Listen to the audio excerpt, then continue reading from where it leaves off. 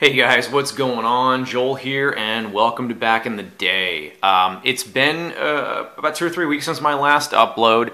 I would like to say that I haven't had the time. I have been busy, but I've just wasn't really sure what I wanted to do. Work has been incredibly busy. There's no doubt about that. The new job is going well, but I did want to get. I've got some videos here that I want to get put out here before Christmas and before the end of the year slash Christmas. So this is going to be a little bit of a different type video for me today. These aren't going to be unboxings. This is going to be a little bit of a trip down memory lane.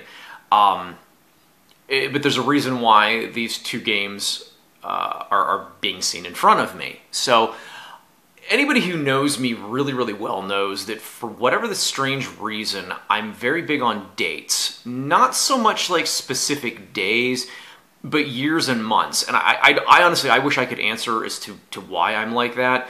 I've always, as far back as I can remember, I've always been somebody who I've obsessed about dates. It's just one of my little idiosyncrasies.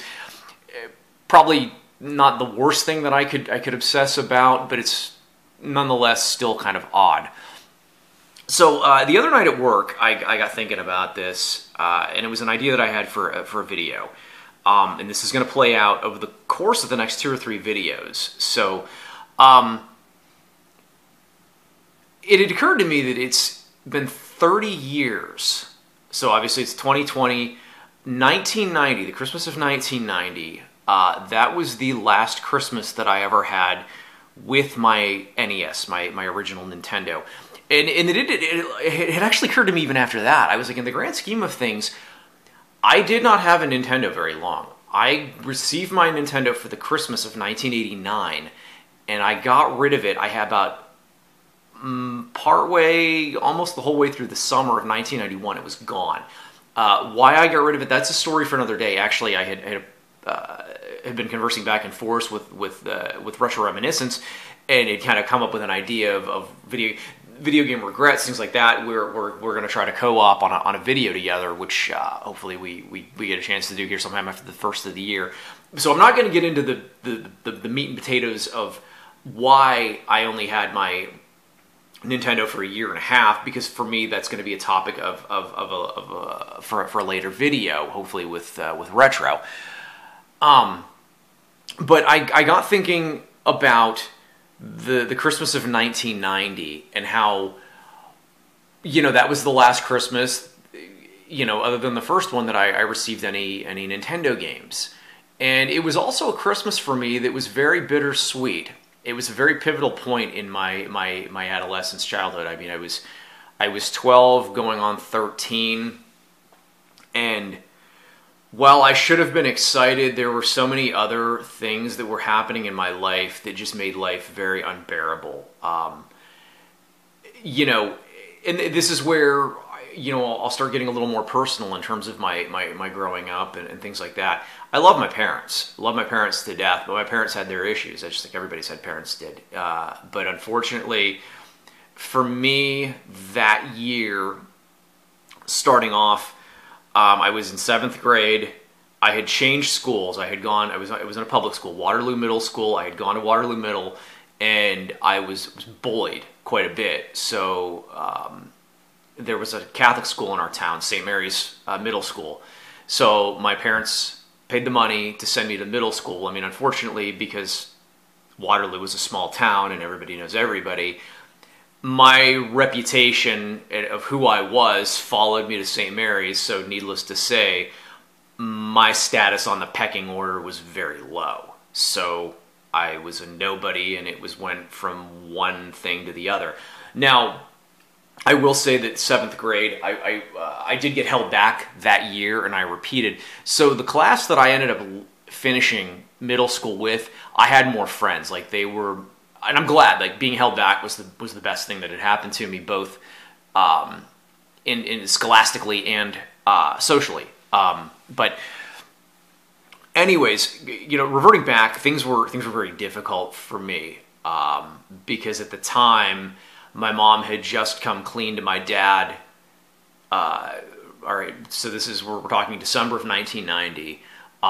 Sometime mid to late October, I believe, maybe even early November, my mom had come clean to my dad that she had been sleeping with one of her coworkers. And as a 12-year-old kid trying to process a parent's indiscretions or infidelities, it's hard to fathom. And as much as I love my mom, she did have her shortcomings. And at the time, looking back, I took her side with a lot of things. But hindsight is now always 20/20. And she continued to, she didn't want to take responsibility for her actions. Everything was my dad's fault. It was my dad's fault. He'd been a better husband, it wouldn't have happened. So suffice to say, my time, like my living conditions at that point were less than pleasurable at home. You know, I'd catch shit at school from kids that didn't like me, and then I'd have to come home, and you could almost set your clock by it. You know, you look at the date and go, okay, well, let's see.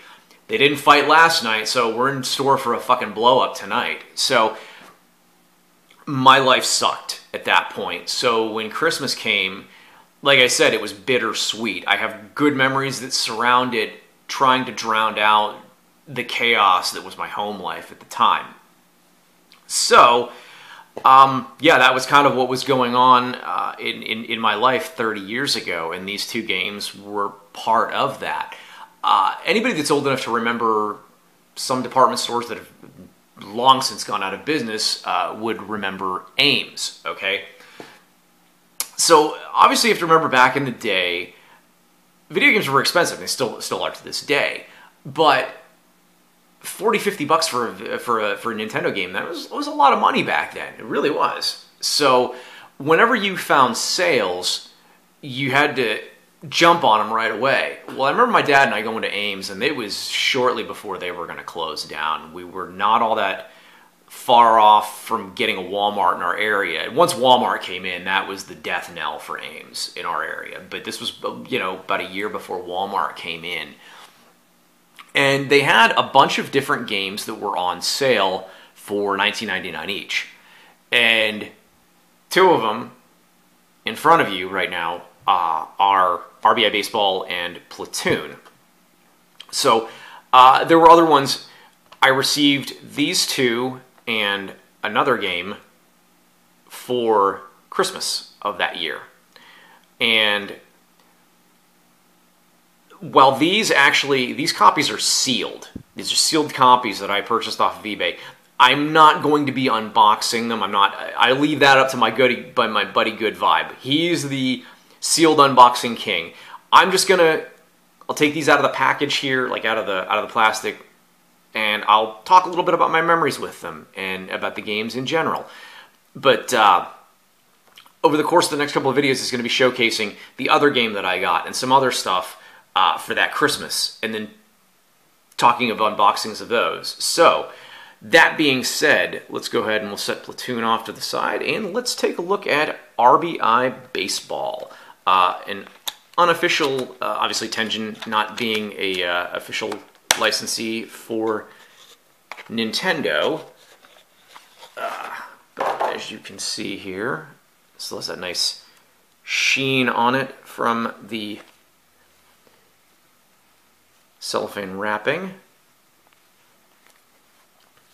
It's not in the worst shape. I will say when I bought this, the seller, and to her credit, she did at least refund me some of my money. She wrapped it, when it was sent to me, she wrapped it in fucking paper towels and then put it in a manila envelope. So, as you can see, the crease here on the side, and I emailed her right away, and I was like, hey, this is not in the condition of the pictures. And I was like, I cannot help but, thinking it was from the way that you sent it. So she refunded me $20 on it. So I ended up getting this one for $20. You can see here where must have been the original price tag, but here's the hang tab on it. This one my dad and I played together quite a bit.